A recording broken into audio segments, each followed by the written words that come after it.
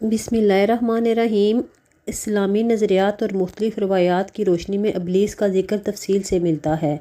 ابلیس کا لفظی مطلب انتہائی مایوس ہے، کیونکہ وہ اللہ تعالیٰ کی رحمت سے ہمیشہ کے لیے مایوس ہو چکا تھا۔ قرآن مجید کے مطابق ابلیس فرشتہ نہیں تھا بلکہ جنوں میں سے تھا۔ اللہ تعالیٰ فرماتے ہیں وہ جنوں میں سے تھا، پھر اس نے اپنے رب کے حکم کی نافرمانی کی۔ نافرمانی سے پہلے وہ بہت بڑا عابد اور زاہد تھا، جس کی وجہ سے اسے فرشتوں کی صف میں شامل کر لیا گیا تھا اور اسے عزازیل کے نام سے بھی پکارا جاتا تھا۔ جب اللہ تعالیٰ نے حضرت آدم علیہ السلام کو تخلیق کیا اور تمام فرشتوں کو حکم دیا کہ وہ آدم علیہ السلام کو سجدہ کریں تو سب نے سجدہ کیا سوائے ابلیس کے۔ اس نے انکار کی دو وجوہات بیان کیں۔ تکبر، اس نے کہا کہ میں آدم سے بہتر ہوں کیونکہ مجھے آگ سے پیدا کیا گیا ہے اور اسے مٹی سے۔ حسد، اسے یہ بات برداشت نہ ہوئی کہ ایک مٹی سے بنی ہوئی مخلوق کو اس سے برتر درجہ دیا جائے۔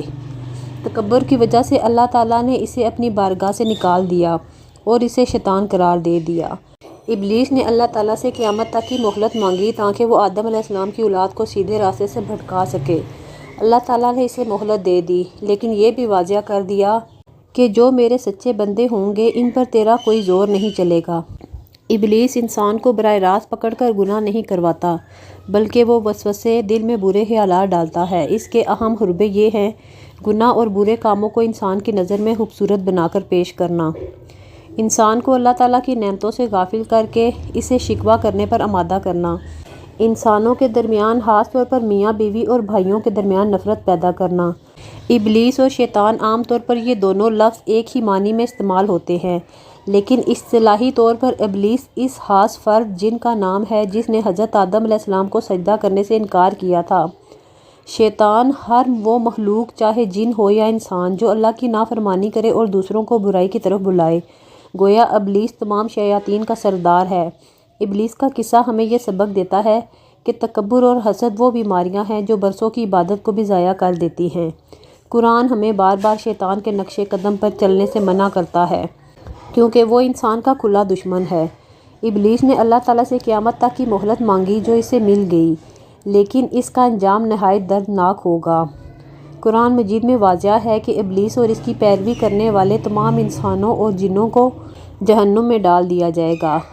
حدیث اور تفاسیر میں آتا ہے کہ جب جہنمی جہنم میں پہنچ جائیں گے تو ابلیس وہاں ایک تقریر کرے گا۔ وہ کہے گا، اللہ نے تم سے سچا وعدہ کیا تھا، میں نے بھی وعدہ کیا تھا، لیکن میں نے تم سے جھوٹ بولا، میرا تم پر کوئی زور نہیں تھا، میں نے صرف تمہیں پکارا اور تم میرے پیچھے آ گئے۔ اب مجھے ملامت نہ کرو بلکہ اپنے آپ کو ملامت کرو۔ ابلیس اکیلا کام نہیں کرتا، اس کا ایک پورا نظام ہے جس میں جنات شامل ہیں۔ احادیث کے مطابق ابلیس اپنا تخت سمندر کے پانی پر لگاتا ہے اور وہاں سے اپنے لشکر کو روانہ کرتا ہے۔ شام کو جب اس کے چیلے واپس آتے ہیں تو وہ ہر ایک سے پوچھتا ہے کہ تم نے کیا کیا؟ کوئی کہتا ہے میں نے چوری کروائی، کوئی کہتا ہے جھوٹ بلوایا۔ ابلیس ان سے کہتا ہے تم نے کچھ خاص نہیں کیا۔ جب کوئی شیطان آ کر کہتا ہے میں نے میاں بیوی کے درمیان جدائی طلاق کروا دی، تو ابلیس اسے گلے لگا لیتا ہے اور کہتا ہے ہاں تم نے بڑا کام کیا۔ اس سے پتہ چلتا ہے کہ گھر اجاڑنا ابلیس کا سب سے پسندیدہ کام ہے۔ علماء نے احادیث کی روشنی میں کچھ خاص شیطانوں کے نام بتائے ہیں جو مخصوص کام کرتے ہیں۔ حنظب، یہ وہ شیطان ہے جو نماز کے دوران وسوسے ڈالتا ہے تاکہ انسان کی توجہ بھٹک جائے۔ ولحان، یہ وضو کے دوران وسوسے ڈالتا ہے اور انسان کو شک میں ڈالتا ہے کہ وضو ہوا یا نہیں۔ داسم، یہ گھروں میں داخل ہوتا ہے، اگر انسان گھر میں داخل ہوتے وقت بسم اللہ نہ پڑھے تو یہ کھانے اور رہنے میں شریک ہو جاتا ہے اور گھر والوں میں جھگڑا کرواتا ہے۔ ہر کام، کھانا، سونا، گھر میں داخل ہونا اللہ کے نام سے شروع کریں۔ شیطان اس دل پر حملہ نہیں کر سکتا جو اللہ کی یاد سے آباد ہو۔ صدقہ و خیرات کرے، یہ غصے اور شیطانی وسوسوں کو ٹھنڈا کرتا ہے۔ شیطان ابلیس کے شر اور وسوسوں سے بچنا ہر مومن کے لیے ایک روحانی جدوجہد ہے۔ قرآن و حدیث کی روشنی میں کچھ اہم تدابیر درج ذیل ہیں جن پر عمل کر کے ہم اپنی روحانی حفاظت کر سکتے ہیں۔ اللہ کی پناہ مانگنا، جب بھی برے خیالات آئیں یا غصہ آئے تو فوراً اللہ کی پناہ مانگیں۔ تعوذ، اعوذ باللہ من الشیطان الرجیم، قرآن مجید میں ارشاد ہے اور اگر شیطان کی طرف سے کوئی وسوسہ آئے تو اللہ کی پناہ مانگ لیا کرو۔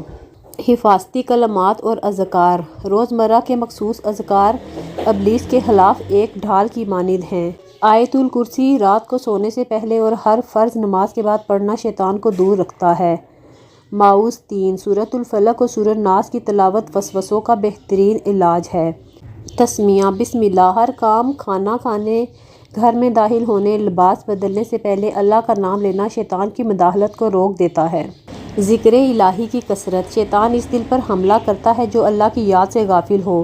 اللہ کا ذکر دل کو مضبوط بناتا ہے، خاص طور پر یہ کلمہ کثرت سے پڑھنا: لا الہ الا اللہ وحدہ لا شریک لہ لہ الملک و لہ الحمد وہو علی کل شیء قدیر۔ پاکیزگی اور وضو کا اہتمام۔ شیطان ناپاکی کو پسند کرتا ہے۔ باوضو رہنا انسان کے گرد ایک نورانی حصار قائم کر دیتا ہے جس سے شیطان کو قریب آنے میں دشواری ہوتی ہے۔ نیک صحبت اور تنہائی سے بچنا۔ اجتماعیت۔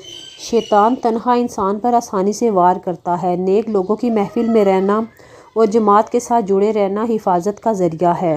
بے مقصد تنہائی۔ فارغ وقت میں خود کو کسی مثبت سرگرمی، کتاب یا ذکر میں مصروف رکھیں تاکہ شیطان کو وسوسہ ڈالنے کا موقع نہ ملے۔ نماز کی پابندی۔ سجدہ شیطان کو سب سے زیادہ تکلیف دیتا ہے۔ گھر میں سورہ بقرہ کی تلاوت۔ حدیث کے مطابق جس گھر میں سورہ بقرہ پڑھی جائے وہاں سے شیطان بھاگ جاتا ہے۔ توبہ استغفار۔ اپنی غلطیوں پر شرمندہ ہونا اور استغفار کرنا شیطان کے پیدا کردہ غرور کو خاک میں ملا دیتا ہے۔ یاد رکھیں، شیطان ہمارا کھلا دشمن ہے لیکن اس کی چالیں اللہ پر بھروسہ کرنے والوں کے سامنے کمزور ہیں۔